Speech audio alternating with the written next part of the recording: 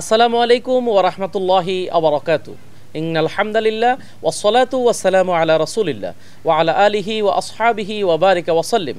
কাছে ও দূরে যে যেখানে বসে নোয়াখালী টিভির পর্দায় ইসলামী জীবন অনুষ্ঠানটি উপভোগ করছেন, সকলকে আন্তরিক মোবারকবাদ জানিয়ে শুরু করছি আজকের আয়োজন। সুপ্রিয় দর্শক মণ্ডলী, অনুষ্ঠানটি বাংলাদেশ প্রাইভেট মাদ্রাসা ওয়েলফেয়ার অ্যাসোসিয়েশন নিবেদিত। অনুষ্ঠানটির টাইটেল স্পন্সর আল জাহিদ ইসলামিয়া আলিম মাদ্রাসা। কো স্পন্সর হিসেবে রয়েছে আজিম চৌধুরী হজ কাফেলা, পাওয়ার্ড বাই লক্ষ্মীপুর আইডিয়াল আলিম মাদ্রাসা।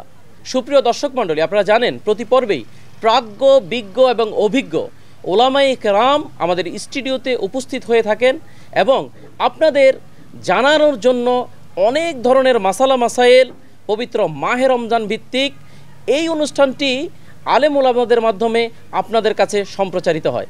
আজ আমাদের স্টুডিওতে উপস্থিত হয়েছেন প্রখ্যাত আলেমে দ্বীন হজরতুল আল্লাম হজরত মাওলানা মুফতি মোহাম্মদুল্লাহ জুবায়ের, খতিব, সেনবাগ বাজার কেন্দ্রীয় জামে মসজিদ। আসসালামু আলাইকুম ওয়া রাহমাতুল্লাহি ওয়া বারাকাতুহু। আমার বাঁ পাশে উপস্থিত আছেন হজরত মাওলানা আহমদুল্লাহ আজিজি, প্রতিষ্ঠাতা ও এমডি তাহফিজুল কুরআন মডেল মাদ্রাসা সেনবাগ। আসসালামু আলাইকুম ওয়া রাহমাতুল্লাহি ওয়া বারাকাতুহু। ওয়া আলাইকুম আসসালাম ওয়া রাহমাতুল্লাহি ওয়া বারাকাতুহু। শাইখ কেমন আছেন? আলহামদুলিল্লাহ ভালো আছি, আপনি কেমন আছেন? আলহামদুলিল্লাহ ভালো আছি। আলহামদুলিল্লাহ শাইখ দ্বয়ের সাথে আমাদের চমৎকার একটি আয়োজন আশা করি উপভোগ করবেন।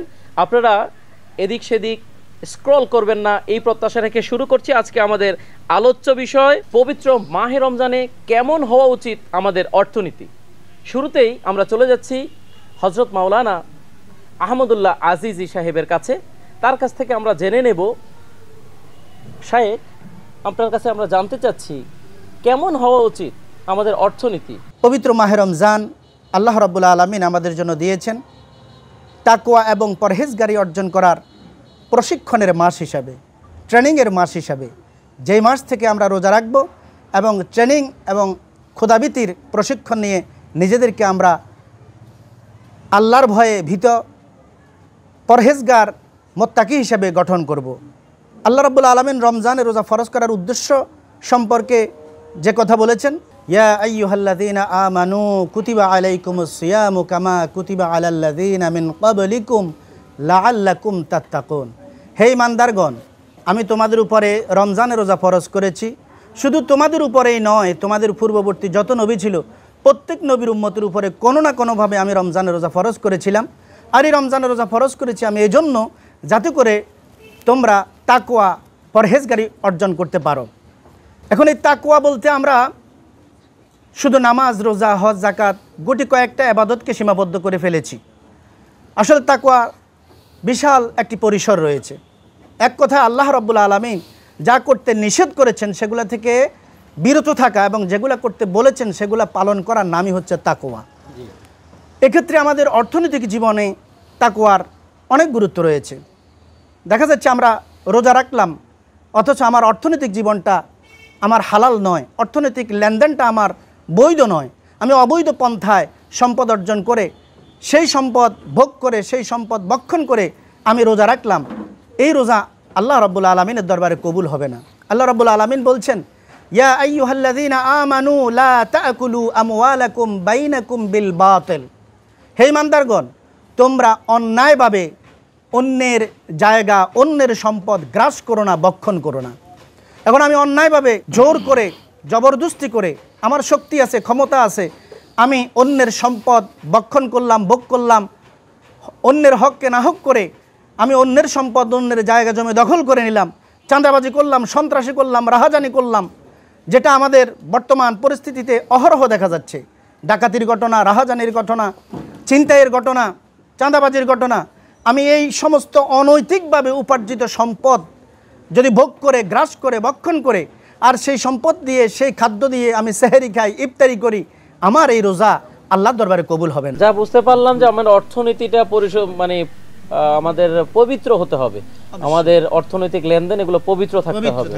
ধন্যবাদ শাইখ। আমি আবারও আপনার কাছে আসবো। আমরা চলে যাচ্ছি হযরত মাওলানা মুফতি মোহাম্মদুল্লাহ জুবায়ের আপনার কাছে। যে তাকওয়া নিয়ে কথা বলছিলেন আমাদের শাইখ, এই তাকওয়া কিভাবে অর্জিত হয় আপনি সংক্ষিপ্ত যদি বলতেন। আমাদের পাথেয় আল্লাহ তাআলা দিয়েছেন তাকওয়া অর্জন করার জন্য। সম্মানিত শ্রোতামণ্ডলী, আমরা একটা জিনিস জানতে হবে যে আল্লাহ তাআলা যেখানেই পবিত্র আল কোরআনুল মাজিদে জান্নাতের আলোচনা করেছেন, আল্লাহ তাআলা সেখানে বলেছেন উইদ্দাত লিল মুত্তাকিন, আমি জান্নাতকে বানিয়েছি মুত্তাকিদের জন্য। অর্থাৎ মুত্তাকি ছাড়া কেউ জান্নাতে যেতে পারবে না। আর তাকওয়ার ট্রেনিং হচ্ছে পবিত্র মাহে রমজান। উল্লেখিত আয়াতটা পবিত্র কোরআন শরীফের সর্ববৃহৎ সূরা বাকারার 183 নম্বর আয়াত। আল্লাহ তাআলা বলছেন রোজা আমি দিলাম তোমাদেরকে তাকওয়া অর্জন করার জন্য। তো তাকওয়াটা কিভাবে অর্জিত হবে সংক্ষেপে বলছি। সে বিষয়টা হচ্ছে রোজা হচ্ছে 3টা জিনিসের নাম। আসৌম, আল ইমসাক আনিল আশিয়াই সালাসা, 3টা জিনিস থেকে বিরত থাকার নাম হচ্ছে রোজা। 1 নম্বর খাবার, 2 নম্বর পানীয়, 3 নম্বর স্ত্রী সঙ্গম থেকে বিরত থাকা, নিয়তের সাথে শবে সাদেক থেকে সূর্য অস্ত পর্যন্ত। তো আমরা দেখেন আমার স্ত্রীটা আমার জন্য হালাল, আমি তাকে সাক্ষী সহ ইসলামী শরী নিয়ম মেনে আমি তাকে বিয়ে করেছি। আমার ধরেন ব্যবসাটা হালাল, আমার খাবারগুলোও হালাল, আমার পানিটাও আমার হালাল। অতএব এই 3টা বিষয় যেটা আমি খাইলাম না 14 ঘন্টা 15 ঘন্টা দেশ ভেদে কমবে বাড়বে, আমার বিবিটাকে আমি ভোগ করলাম না, সঙ্গম করলাম না, কার ভয়ে বলুন? আল্লাহর ভয়ে। অথচ আমার বিবি আমার জন্য হালাল এবং তার সাথে আমি হাসি মুখে কথা বললে আমার নেক হয়। কিন্তু রোজার দিনের বেলায় শুধুমাত্র আমি একজন রোজাদার, আপনি রোজাদার, সকল রোজাদার আল্লাহর ভয়ে হালাল বিবিটা ভোগ করলেন না, হালাল খাবারটা খেলেন না, হালাল পানীয়টা পান করলেন না। ওই আল্লাহ রোজার পরে বাকি 11 মাসও আছে, বাকি 11 মাস আপনি হালাল খাবারটা খাবেন, হালাল বিবির সাথে সময় দিবেন এবং হালাল পানীয়গুলি পান করবেন, কিন্তু হারাম থেকে আপনি বেঁচে থাকবেন।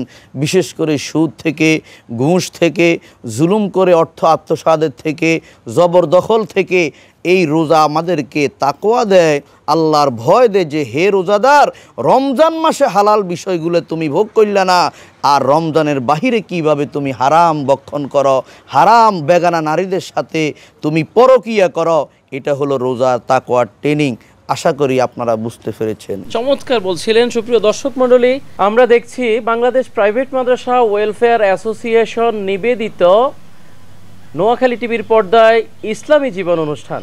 এই মুহূর্তে আমরা যে বিষয়টি নিয়ে শাইখ আহমদুল্লাহ আজিজি আপনার কাছে চলে যাব, আমরা অনেকেই নামাজ পড়ে আবার রোজা রাখে, তারপর আবার সুদের সাথেও জড়িত থাকে, বিশেষ করে ব্যাংকিং ব্যবস্থা।